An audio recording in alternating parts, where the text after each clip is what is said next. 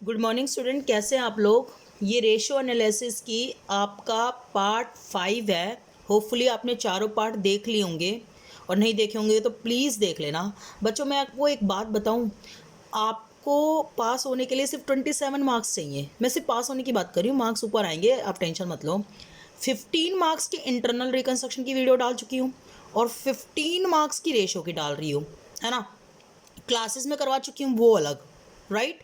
तो पास नहीं होगे इस बात को तो अपने दिमाग से निकाल दो, बिल्कुल क्लियर हो रही है। बस आपको मेरी वीडियो केयरफुली देखनी है, इंटरनल की देखनी है। अपनी बुक में जो क्वेश्चंस हैं वो कराने हैं। इंटरनल के अभी मैं 2-3 क्वेश्चंस और कराऊंगी। बच्चों ने भेजे हैं जो टफ क्वेश्चंस है, जो मैम उनको क्लियर नहीं हो पा रहे हैं कि मैम हमसे नहीं हो पा रहे हैं। 2-3 क्वेश्चन है, ऑनर्स की बुक के क्वेश्चन है, 2-3 क्वेश्चन जो उनसे नहीं हो पा रहे, वो क्वेश्चन मैं इंटरनल के कराऊंगी, रेशो के क्वेश्चन कराऊंगी। तो आप ये बात भूल जाना कि आपसे पेपर में इंटरनल का क्वेश्चन अटैम्प्ट नहीं होगा या फिर रेशो का क्वेश्चन आपसे अटैम्प्ट नहीं होगा। रेशो और इंटरनल दो ऐसे चैप्टर हो गए जो 15-15 मार्क्स के हो गए, जो मैंने डाल दिए हैं। प्लस में इशू ऑफ शेयर आपको आता ही है, 12th का थोड़ा बहुत आप रिवाइज कर ही लोगे, है ना। बाकी आपने क्लास में भी मैंने काफ़ी सारे चैप्टर्स आपको करा चुके हैं। आपको कई बच्चों की क्वेरी आ रही है, madam redemption of preference share. अगर रिडम्पशन ऑफ प्रेफरेंस शेयर नहीं भी हुआ ना तो भी आपका काम चल जाएगा। लॉकडाउन खुल गया तो करा ही दूंगे इन रिडम्पशन ऑफ प्रेफरेंस शेयर, और अगर नहीं हुआ तो इशू ऑफ शेयर्स के ऑप्शंस में आता है रिडम्पशन ऑफ प्रेफरेंस शेयर और बायबैक ऑफ इक्विटी शेयर्स। तो आप इशू ऑफ शेयर को अगर अच्छे से कर जाओगे ना तो रिडम्पशन ऑफ प्रेफरेंस शेयर और बायबैक ऑफ इक्विटी शेयर को आप ऑप्शंस के अंदर छोड़ के जा सकते हो। समझ में आ रही है ना बात। अमलगमेशन के ऑप्शन में इंटरनल आता है तो मैंने इंटरनल करा दिया, तो आप अमलगमेशन को हटा के जा सकते हो साइड में। कैश फ्लो के ऑप्शन में रेशो आता है, अगर आप रेशो कर लेते हो या कैश फ्लो कर लेते हो, कैश फ्लो मैंने करा ही दिया था, रेशो आप कर लो तो आपका कैश फ्लो हो गया पूरा अच्छे से। समझ में आ रही है बात या नहीं आ रही है। हाँ, डिबेंचर्स और फाइनल अकाउंट थोड़े से लेंदी चैप्टर है, वो मैंने क्लास में काफ़ी मेहनत कराई थी, मुझे मौका मिला तो मैं उसकी वीडियो भी जरूर डालूंगी, राइट। तो आपकी अकाउंट्स की तैयारी में इतनी टेंशन नहीं है। अब मैं रेशो करवाने के बाद टेक्स्ट की प्रिपरेशन में थोड़ी सी ज़्यादा कॉन्सेंट्रेशन करूंगी, क्योंकि वहाँ पर आपके चैप्टर्स 2-3 चैप्टर हो जाए ना 10-10 15-15 मार्क्स के, तो आपकी टेंशन एक साइड में हो जाएगी। उसके बाद जो होगा वो हमारे पास बोनस ही होगा, राइट। क्लियर हो गई। क्लास चूँकि बंद है तो अब हमारे पास उतना ही है, बाकी जब क्लास खुद शुरू होंगी तो मैं, अगर मुझे मिला ना 15-20 दिन का मौका भी मिला तो मैं 2-2 घंटे बुला के आपका सारा सिलेबस करा दूंगी। बस मुझे 20 दिन का मौका मिलना चाहिए पेपर से पहले, और होपफुली 20 दिन पहले तो खोलेंगे ही ये। समझ में आ रही है बात या नहीं आ रही है। ठीक है, टेंशन मत लो बिल्कुल भी, जितना करा रही हो कराते जाओ। मैंने 2-3 मिनट इसी बात के लिए निकाले हैं, क्योंकि बच्चों की बहुत सारी क्वेरीज आ रही थी, मैडम ये टेंशन, मैडम वो टेंशन। मत रखो कोई भी टेंशन, राइट। आप लोग इंटरनल की वीडियो देखो, आप लोग रेशो की वीडियो देखो, आपका सब काम कंप्लीट हो जाएगा। 15 नंबर वहाँ, 15 नंबर यहाँ, 15 number issue of share, 45 marks तो यही हो गई 75 में से, और 30 भी कहीं ना कहीं इधर उधर से हो ही जाएंगे, राइट ना। ठीक है, कुछ मैं क्लास में करा चुकी हूँ और कुछ नहीं करा चुकी हूँ क्लास में, तो वो आपको वीडियो डाल दूंगी या फिर जब क्लास शुरू होंगे तब करा दूंगी, राइट। ठीक है, तो रेशियो एनालिसिस का आज हम वीडियो नंबर 4 कर रहे हैं, राइट। तो 4 नहीं 5, इसमें हम अपनी प्रॉफिटेबिलिटी रेशो सीखेंगे। आई होप आप पहले सारी देख के आए हो, अदरवाइज कुछ नहीं समझ में आएगा। समझ में आ रही है ना। और मैं देख रही हूँ व्यूज़ नहीं है, बच्चे यूँ सोच रहे हैं कि मैडम 2-3 वीडियो इकट्ठी डालेंगे ना तो 2-3 इकट्ठी देखेंगे। बच्चे हैं ना, तुम लोग बड़े निकम्मे बच्चे हो, तुम लोग वेट करते रहते हो कि यार आधे आधे घंटे की वीडियो होती है तो 3 वीडियो इकट्ठी डाल दे मैडम, तो फिर हम 1.5 घंटा इकट्ठा बैठ के पढ़ लेंगे, आधे आधे घंटे की नहीं देखते हैं। इतना इतना निकम्मापंती मत किया करो यार। तुम लोग आधे घंटे की डालते तो आधे घंटे की देखोगे तो कंसंट्रेशन से देखोगे, और फिर उसको 1.5 घंटे का काम बना लोगे, 1.5 पॉइंट आवर्स का काम बना लोगे, तो फिर वो कंसंट्रेशन ख़त्म हो जाता है। समझ में आ रही है बात या नहीं आ रही है।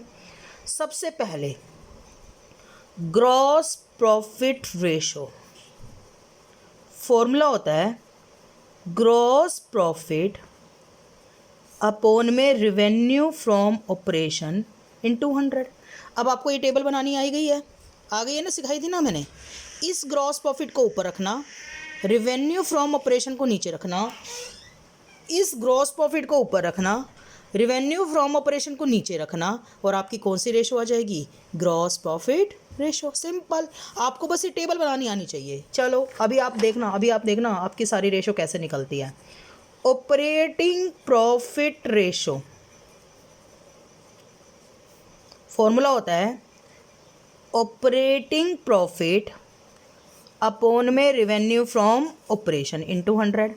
तो क्या टेंशन है, देखो इस ऑपरेटिंग प्रॉफिट को ऊपर रखना, रेवेन्यू फ्रॉम ऑपरेशन को नीचे रखना, आपकी ऑपरेटिंग प्रॉफिट रेशो आ गई। इस ऑपरेटिंग प्रॉफिट को ऊपर रखना, रेवेन्यू फ्रॉम ऑपरेशन को नीचे रखना, ऑपरेटिंग प्रॉफिट रेशो आ गई। थर्ड,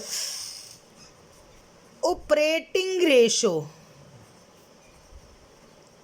फॉर्मूला होता है ऑपरेटिंग कॉस्ट अपॉन में रेवेन्यू फ्रॉम ऑपरेशन इनटू 100। अब ऑपरेटिंग कॉस्ट क्या होती है बच्चों? ऑपरेटिंग कॉस्ट क्या होती है? Cost of revenue from operation और ऑपरेटिंग एक्सपेंस को ऐड कर दो, यहाँ लिखवाया था मैंने। इन दोनों को ऐड करके ये जो कॉस्ट आती है ये कहलाती है ऑपरेटिंग कॉस्ट। तो cost of revenue from operation plus operating expense, है ना। ये कॉस्ट ऑफ रेवेन्यू, देखो ना मेरी बात सुनो, operating expense, cost of revenue from operation 50,000 था, ऑपरेटिंग एक्सपेंस 20,000 था, तो 50 और 20 ऑपरेटिंग कॉस्ट हो गई।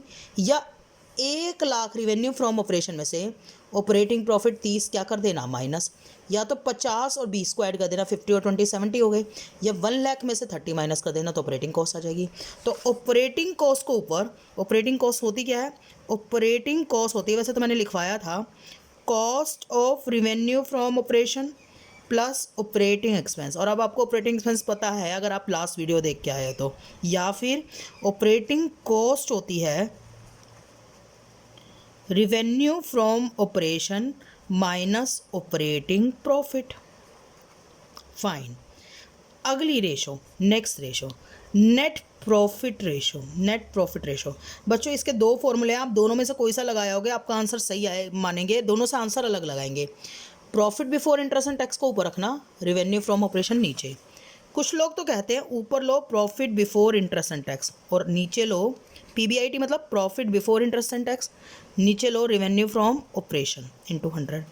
और कुछ लोग कहते हैं ऊपर लो प्रॉफिट आफ्टर टैक्स, क्योंकि नेट प्रॉफिट और टैक्स घटाने के बाद बचा है प्रॉफिट आफ्टर टैक्स, है ना। Profit before interest and tax लेना है वो भी यहीं से मिलेगा, और प्रॉफिट आफ्टर टैक्स लेना है वो भी यहीं से मिलेगा। This is PBIT, profit before interest and tax, और this is profit after tax. तो profit before interest and tax को ऊपर रखना, रेवेन्यू फ्रॉम ऑपरेशन को नीचे, या प्रॉफिट आफ्टर टैक्स को ऊपर रखना, रेवेन्यू फ्रॉम ऑपरेशन को नीचे। आप कहोगे मैम दोनों से आंसर तो अलग लगाएंगे, मैं कब कह रही हूँ सेम आएंगे, आंसर अलग लगाएंगे। इसको दो स्कूल ऑफ थॉट है। एक कहता है प्रॉफिट का मतलब होता है इंटरेस्ट और टैक्स घटाने से पहले प्रॉफिट, क्योंकि हमारे बिजनेस ने जो प्रॉफिट कमाया वो इंटरेस्ट और टैक्स घटाने से पहले कमाया है ना। एक कहता है कि टैक्स घटाने के बाद जो होता है वो हमारे बिजनेस का प्रॉफिट होता है, राइट। तो नेट प्रॉफिट रेशो, राइट। ये चौथी रेशो हो गई। नाउ फिफ्थ रेशो जो हमें करनी है वो करनी है return on capital employed. Return on capital employed, तो इसमें profit before interest and tax और इनटू में divided by capital employed, into में 100। अब मुझे एक बात बता दो बच्चों, profit before interest and tax तो आपका यहाँ से निकलाएगा ये टेबल बना के, और कैपिटल एम्प्लॉयड याद है बैलेंस शीट वाली वीडियो बताई थी मैंने, उसमें कैपिटल एम्प्लॉयड बताया था। मैं आपको याद दिलाना चाहूँ तो वो क्या था कैपिटल एम्प्लॉयड, प्लीज़ इधर देखो। मैंने कहा था यहाँ पर होता है इक्विटी, यहाँ पर होता है नॉन करंट लायबिलिटी होता है, और यहाँ पर होता है करंट लायबिलिटी, यहाँ पर होता है नॉन करंट एसेट्स, और यहाँ पर होता है करंट एसेट। और मैंने कहा था इन दोनों को मिलके कैपिटल एम्प्लॉयड बनती है, समझ में आ रही है ना। तो आपके पास दो तरीके होते हैं कैपिटल एम्प्लॉयड निकालने के, या तो इक्विटी और नॉन करंट लायबिलिटी को ऐड कर दो, या इन दोनों को ऐड कर दो, उसमें से करंट लायबिलिटी क्या कर दो, माइनस कर दो। बैलेंस शीट से बताई थी ना कैपिटल एम्प्लॉयड। तो सिंपल सी बात है, देखो मैं आपको, अगर आप ये रेशो कर रहे हो, कौन सी रेशो कर रहे हो बताओ, कौन सी रेशो कर रहे हो आप लोग? अगर आप रिटर्न ऑन कैपिटल एम्प्लॉयड कर रहे हो तो profit before interest and tax आपको पता है और कैपिटल एम्प्लॉयड पता है। अब आपकी रेशो है return on equity, return on equity, तो होगा formula profit after tax upon में इक्विटी। अब मुझे बताओ प्रॉफिट आफ्टर टैक्स नहीं पता? बिल्कुल पता है profit after tax. Profit after tax ये रहा, है ना। और इक्विटी आपको पता ही है, इक्विटी कहाँ से निकलती है, बैलेंस शीट से। तो बैलेंस शीट से कहाँ निकली बताओ इक्विटी, कहाँ लिखी थी मैंने बैलेंस शीट में, मिले तो दो, ये रही बैलेंस शीट में, दिस इज इक्विटी। तो रिटर्न ऑन इक्विटी आपको पहली चार वीडियो देखनी पड़ेगी ना प्रॉफिट आफ्टर टैक्स और इक्विटी का मतलब समझने के लिए। आप देख रहे हो कितना आसान हो रहा है रेशो एनालिसिस का चैप्टर, अगर हम पहली वीडियो अगर आराम से देखते हैं। और वैसे भी देखो ना कॉन्सेप्ट है इसके पीछे, सुनो मेरी बात, सुनो सुनो सुनो सुनो सुनो सुनो सुनो सुनो सुनो प्रॉफिट आफ्टर टैक्स नहीं, मैंने गलत बता दिया। रिटर्न, हाँ, return on equity, clear clear clear. Equity का मतलब होता है इक्विटी और प्रेफरेंस दोनों का पैसा, इक्विटी शेयर कैपिटल और प्रेफरेंस शेयर कैपिटल दोनों का पैसा, ये होता है इक्विटी का मतलब। तो देखो, प्रॉफिट आफ्टर टैक्स में प्रेफरेंस को भी जाता है, प्रॉफिट आफ्टर टैक्स में पहले प्रेफरेंस को जाता है, फिर बचा हुआ किसको जाता है, इक्विटी को जाता है। समझ में आ रही है ना। तो return on equity, profit after tax और अपॉन में इक्विटी। और return on equity shareholder fund, आपको पता है इक्विटी शेयर होल्डर कौन होते हैं, बताओ। इक्विटी शेयर होल्डर होते हैं, इक्विटी और इक्विटी शेयर होल्डर दोनों में फ़र्क होता है। इक्विटी में इक्विटी और प्रेफरेंस दोनों का पैसा, और इक्विटी शेयर होल्डर में सिर्फ इक्विटी का पैसा। तो इसका फॉर्मूला होगा profit after interest, tax and preference dividend.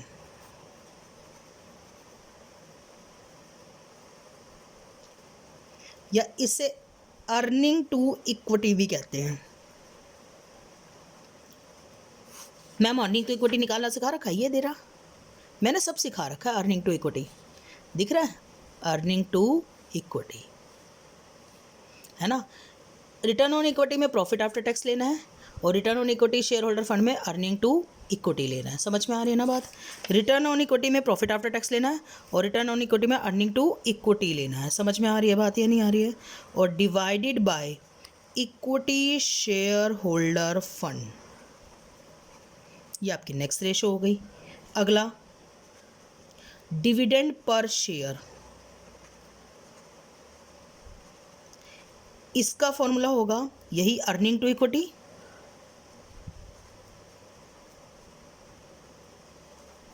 Divided by number of equity shares,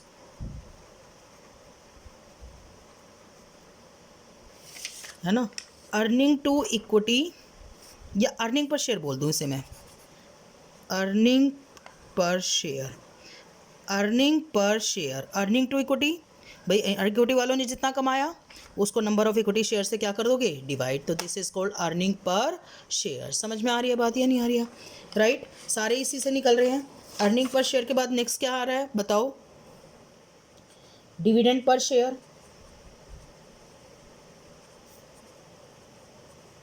इसका फॉर्मूला होगा profit after interest, tax and preference dividend divided by number of equity shares. ये कहाँ सिखा दिया मैम आपने, ये वीडियो करके आए हो तो मैं पक्का आपको याद होगा, मैंने सिखा रखा है। देखो बच्चों, ये कहाँ सिखा रखा है, देखो मेरे पास पेज होगा, मैंने पेज ये ढूंढ के तो रखे थे वो वाले, ये देखो, profit after interest, tax, preference dividend and transfer to reserve, ये आया dividend paid to equity shareholder, है ना। या इसे कहते हैं dividend paid to equity shareholder, dividend paid to equity shareholder, और उसको डिवाइड करेंगे नंबर ऑफ इक्विटी शेयर से। Dividend paid to equity shareholder मतलब 17,900 को। समझ में आ रही है बात या नहीं आ रही है। और उसके बाद प्राइस अर्निंग रेशो, इसका फॉर्मूला होगा market price per share upon में अर्निंग पर शेयर। ये हमारी सारी प्रॉफिटेबिलिटी रेशो हो गई। मैं आपको एक बार फिर इस रेशो को अच्छे से बता देती हूँ ताकि आपके कोई डाउट ना रहे। प्लीज़ देखिए, इन रेशोज़ को ध्यान से देखिएगा। देखिए मैं आपको फिर बताती हूँ ये सारे के सारे रेशो। देखिए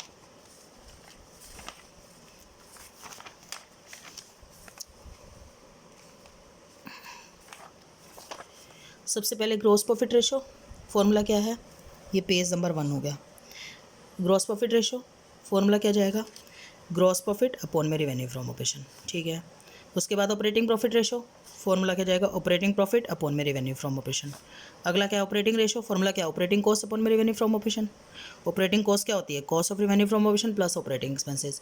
या रेवेन्यू फ्रॉम ऑपरेशन में से ऑपरेटिंग प्रॉफिट क्या कर दो, माइनस, तो आपकी आ जाएगी ऑपरेटिंग रेशो। फिर net profit ratio, profit before interest and tax upon में रेवेन्यू फ्रॉम ऑपरेशन, या प्रॉफिट आफ्टर टैक्स अपॉन में रेवेन्यू फ्रॉम ऑपरेशन। ये हो गई आपकी 4 रेशो, ये हो गई। नाउ फिफ्थ देखिए, 5वीं रिटर्न ऑन कैपिटल एम्प्लॉयड। तो profit before interest and tax, profit before interest and tax upon में कैपिटल एम्प्लॉयड, वो बैलेंस शीट में सिखा के आ चुकी हूँ। Return on equity, profit after tax, profit after tax upon में इक्विटी, इक्विटी निकालना बैलेंस शीट में सिखा के आ चुकी हूँ। Return on capital equity shareholder fund, earning to equity, earning to equity, यही से कहते हैं profit after interest tax and preference dividend, या अर्निंग टू इक्विटी अपॉन में इक्विटी शेयर होल्डर फंड। समझ में आ रही है ना। Earning per share, earning to equity divided by number of equity shares, right. उसके बाद आपका आएगी अगली ratio, next ratio third, dividend per share. Dividend per share क्या होगी बताओ। Dividend paid to equity shareholder fund, dividend paid to equity shareholder fund, यही से हम कह सकते हैं profit after interest tax and preference dividend and transfer to reserve divided by number of equity share. और price earning ratio market price per share और earning per share. Earning per share कहाँ निकाली, अर्निंग पर शेयर देखो फॉर्मूले में ही निकाली हमने। कहाँ निकाली अर्निंग पर शेयर, ये निकाली। This is earning per share, इसको आप नीचे रख लोगे अर्निंग पर शेयर को, और मार्केट प्राइस पर शेयर आपको क्या देगा, क्वेश्चन देगा। तो ये सारी आपकी कौन सी रेशो हो गई बताओ, प्रॉफिटेबिलिटी रेशो। याद करनी इम्पॉसिबल है, आपको इनको समझना ही पड़ेगा। इतनी सारी हैं 12th के हिसाब से कि आपको समझना पड़ेगा। लेकिन अगर आप इन वीडियोस को बार बार ध्यान से देखोगे ना, दो बार भी देख लोगे, बार बार देखने की ज़रूरत नहीं है, दो बार, हर वीडियो को दो बार भी देख लोगे ना, तो आपको क्लियर हो जाएगी, राइट ना।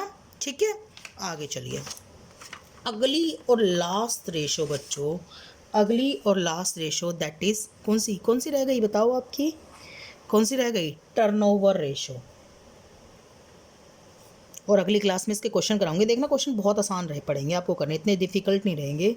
या एक्टिविटी रेशो, टर्नओवर रेशो या एक्टिविटी रेशो, अगली रेशो, राइट। ये बताती है कि आप कितने एक्टिव हो बिजनेस में। बिजनेस में आप पता है, एक बंदा जो बिजनेस में 10 लाख रुपए लगा के उस 10 लाख को सिर्फ एक ही बार घुमाता है, वो ज़्यादा एफिशिएंट होता है, या एक बंदा जो बिज़नेस में 1 लाख रुपए लगा के उसको 10 बार घुमा देता है। 1 लाख रुपए लगा के उसकी 10 बार उसकी टर्नओवर, उसको बार बार उसी पैसे से परचेज कर लेता है, फिर सेल कर लेता है, फिर कॉस्ट करता है, फिर सेल करता है, वो बंदा ज़्यादा एक्टिव होता है। तो एक्टिविटी रेशो या टर्नओवर रेशो जितनी ज़्यादा होती है उतनी ज़्यादा अच्छी होती है, क्योंकि वो ये बताती है कि आप कितने ज़्यादा एफिशिएंटली उस बिज़नेस को हैंडल कर रहे हो। प्रॉफिटेबिलिटी रेशो तो आप प्रॉफिट कैसे कमा रहे हो, और टर्नओवर रेशो आप कितने एक्टिव हो, कितनी एक्टिविटी आपकी कितनी ज़्यादा है ना। इसमें देखो पहली रेशो इन्वेंट्री टर्नओवर रेशो,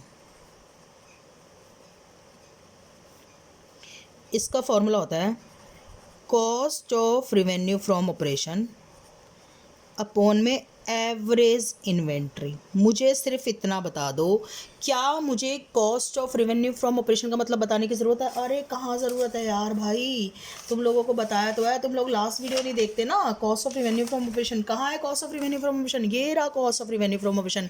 मैंने कहा था ट्रेडिंग अकाउंट से जो निकल के आता है वो cost of revenue from operation होता है। याद आया, ओपनिंग इन्वेंट्री ट्रेडिंग के डेबिट साइड में, प्लस परचेज ट्रेडिंग के डेबिट साइड में, प्लस वेजेस ट्रेडिंग के डेबिट साइड में, प्लस डायरेक्ट एक्सपेंसेस ट्रेडिंग के डेबिट साइड में, और माइनस क्लोजिंग इन्वेंट्री ट्रेडिंग के क्रेडिट साइड में। तो आप ट्रेडिंग के डेबिट वाले ऐड करना ना, क्रेडिट वाला माइनस कर देना, तो आपका cost of revenue from operation हो जाएगा। और एवरेज इन्वेंट्री तो निकालना मैं बताऊं ही क्या आपको, एवरेज निकालने में तो आप बिल्कुल परफेक्ट हो। क्या परफेक्ट हो, opening inventory plus closing inventory divided by 2। अगर मैडम ओपनिंग इन्वेंट्री नहीं दी हो तो भैया निकालने की कोशिश करना, नहीं दी हो तो मैडम निकालने से भी ना निकले तो ओपनिंग इन्वेंट्री, तो एक काम करना बच्चों, क्लोजिंग को ही ओपनिंग मानना, जिससे एवरेज भी आपकी सेम आ जाएगी। समझो मेरी बात सुनो, अगर क्लोजिंग 1 लाख हुई तो ओपनिंग को भी आप 1 लाख मानना। 1 लाख और 1 लाख 2 लाख, 2 लाख को 2 से डिवाइड करोगे तो कितनी आ जाएगी, 1 लाख ही आ जाएगी। अगर आपको ओपनिंग इन्वेंट्री या क्लोजिंग इन्वेंट्री में से कोई भी इन्वेंट्री नहीं दी, मान लो ओपनिंग नहीं दी तो ओपनिंग निकालने की कोशिश करना, क्लोजिंग नहीं दी तो क्लोजिंग निकालने की कोशिश करना, और अगर निकालने से भी नहीं निकल रही तो आप ओपनिंग और क्लोजिंग को सेम मान के आपकी एवरेज भी वही आ जाएगी। इन्वेंट्री टर्नओवर रेशो समझ में आई। दूसरी receivable turnover ratio, receivable turnover ratio. Receivable, देखो मेरी बात सुनो, इन्वेंट्री में पैसा लगाने से cost of revenue from operation मिलता है। क्यों? क्योंकि इन्वेंट्री में ओपनिंग स्टॉक में पैसा लगाते हैं, परचेज में, क्लोजिंग स्टॉक में लगाते हैं, तो आपका cost of revenue from operation भी तो यही होता है, opening stock plus purchase minus closing stock, यही तो टोटल लगाते हो ना तुम लोग। रिसीवेबल में पैसा लगाने से किस में मिलता है, फॉर्मूला होगा average receivable credit revenue from operation. समझो मेरी बात सुनो, अगर आप उधार माल बेचते हो तो आपका पैसा ब्लॉक हो जाता है। आपने 100 रुपये की शर्ट बनाई, उसको उधार बेच दिया तो आपका पैसा ब्लॉक हो गया, तो आपका रिसीवेबल में पैसा ब्लॉक हुआ, तभी तो आपको उधार बिक्री मिली। अगर आपने रिसीवेबल में अपना पैसा ब्लॉक नहीं किया होता तो आपको उधार सेल कभी भी नहीं मिलती। समझो, कुछ कस्टमर ऐसे होते हैं जो कैश खरीदने को रेडी ही नहीं होते, उनको उधार में ही माल खरीदना होता है, क्रेडिट में ही माल खरीदना होता है। और जब आप उनको क्रेडिट सेल करते हो ना तो आपका पैसा ब्लॉक हो जाता है। जो पैसा तुरंत मिलना था वो आपको 2 महीने 3 महीने के बाद मिलता है, तो आपका एवरेज रिसीवेबल में पैसा ब्लॉक हो गया। लेकिन उसके कारण आपको फायदा क्या हुआ? रिवेन्यू फ्रॉम ऑपरेशन भी तो मिला। जो सेल नहीं होनी थी वो सेल भी हो गई आपकी। इन्वेंट्री में पैसा लगाने से cost of revenue from operation मिलता है, और एवरेज इन्वेंट्री में पैसा लगाने, एवरेज रिसीवेबल में पैसा लगाने से क्रेडिट रिवेन्यू फ्रॉम ऑपरेशन मिलता है। अब क्रेडिट रिवेन्यू फ्रॉम ऑपरेशन क्या होता है? क्रेडिट रिवेन्यू फ्रॉम ऑपरेशन होता है revenue from operation minus cash revenue from operation. मतलब टोटल सेल में से, ये टोटल सेल है ना, this is your total sale.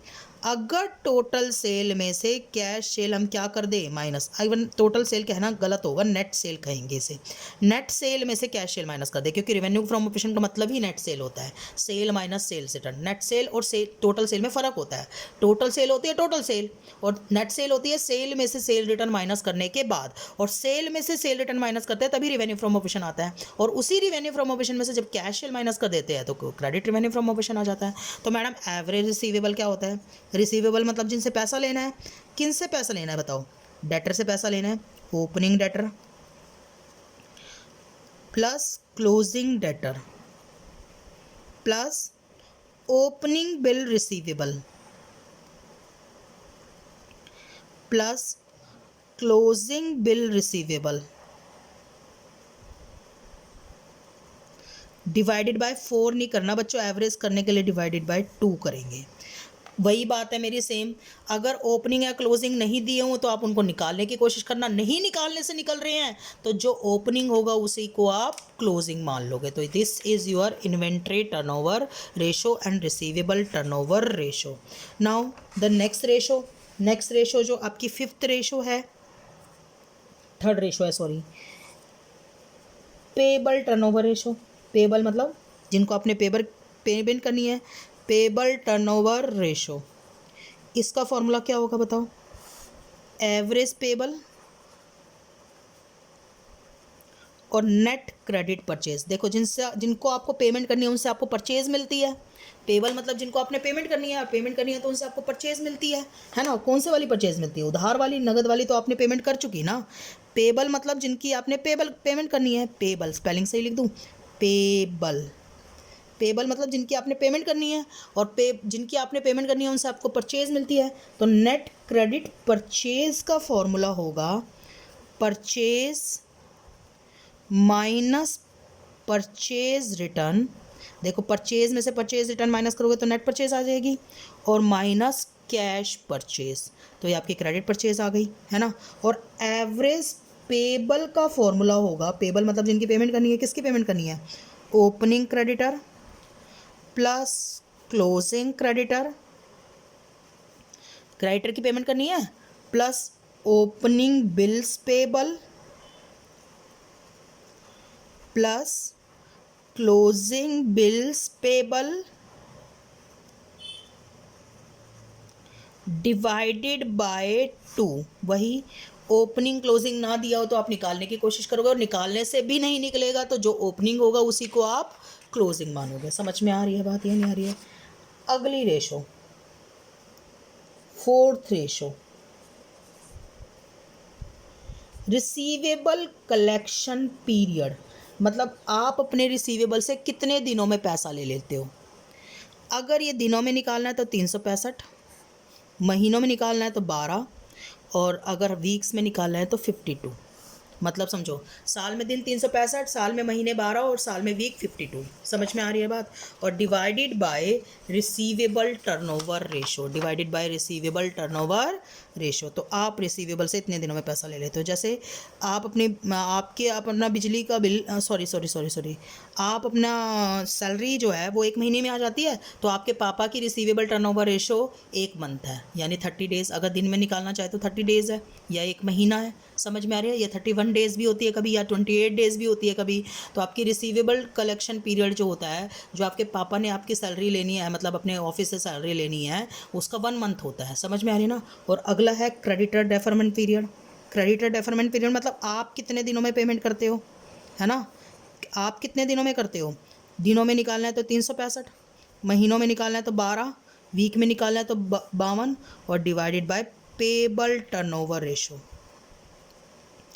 Payable turnover ratio, payable turnover ratio ये निकाली थी ना, पेबल टर्नओवर रेशो, इसको आप डिवाइड कर दोगे। समझ में आ रही है बात या नहीं आ रही है।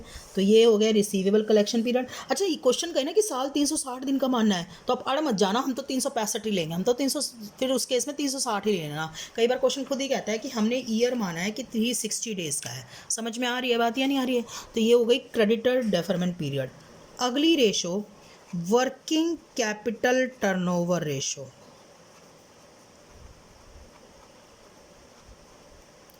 इसमें फॉर्मूला होगा रिवेन्यू फ्रॉम ऑपरेशन, जो कि आपको पता ही है, डिवाइडेड बाय वर्किंग कैपिटल। बताओ नहीं पता। रिवेन्यू फ्रॉम ऑपरेशन भी पता है और वर्किंग कैपिटल भी पता है ना। रिवेन्यू फ्रॉम ऑपरेशन पीएनएल की बैलेंस शीट की, पीएनएल की क्लास में बताई थी, और वर्किंग कैपिटल बैलेंस शीट की क्लास में बताई थी। अगली है fix asset turnover ratio. Fix asset turnover ratio formula क्या होगा बताओ। फिक्स एसेट, नहीं, sorry, fix asset turnover ratio है ना, रिवेन्यू फ्रॉम ऑपरेशन अपॉन में फिक्स एसेट। अरे कोई भी पूछे, मान लिया करंट एसेट टर्नओवर रेशो पूछे तो रिवेन्यू फ्रॉम ऑपरेशन अपॉन में current asset, fix asset turnover ratio पूछे तो रिवेन्यू फ्रॉम ऑपरेशन अपॉन में fix asset, working capital turnover ratio पूछे तो रिवेन्यू फ्रॉम ऑपरेशन अपॉन में working capital, capital employed turnover ratio पूछे तो रिवेन्यू फ्रॉम ऑपरेशन अपॉन में capital employed, investment turnover ratio पूछे तो रिवेन्यू फ्रॉम ऑपरेशन अपॉन में इन्वेस्टमेंट। यार प्रॉब्लम क्या है, रेशो बनाने में प्रॉब्लम ही क्या है, फॉर्मूले ही तो बनाने हैं, खुद बना लोगे। और अगर आप दो बार 3 बार रिपीट करके देखोगे तो ईजिली बना पाओगे। आप एक काम करो, आप इसका स्क्रीनशॉट ले लो प्लीज़, अदरवाइज़ आपको कुछ भी समझ में नहीं आएगा मैं क्या बोल रही हूँ क्या नहीं बोल रही हूँ। स्क्रीनशॉट लेना ज़रूरी है। तो मैंने पेज नंबर भी साथ साथ डाले थे ताकि आप स्क्रीनशॉट ले पाओ, है ना। तो आप इसके स्क्रीनशॉट ले लो तभी आपको, और यहाँ पर आके आपका रेशो का क्वेश्चन चैप्टर कंप्लीट हो गया है। आप इनको 2-3 बार देख लेना ताकि आपको नेक्स्ट क्लास में क्वेश्चन समझ में आए मैं क्या बोल रही हूँ। समझ में आ रही है ना बात या नहीं आ रही है। 1, पेज नंबर 1, पेज नंबर 2 दिख रहा है, पेज नंबर 3,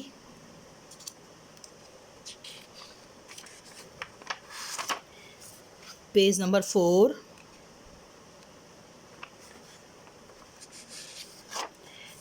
पेज नंबर 5,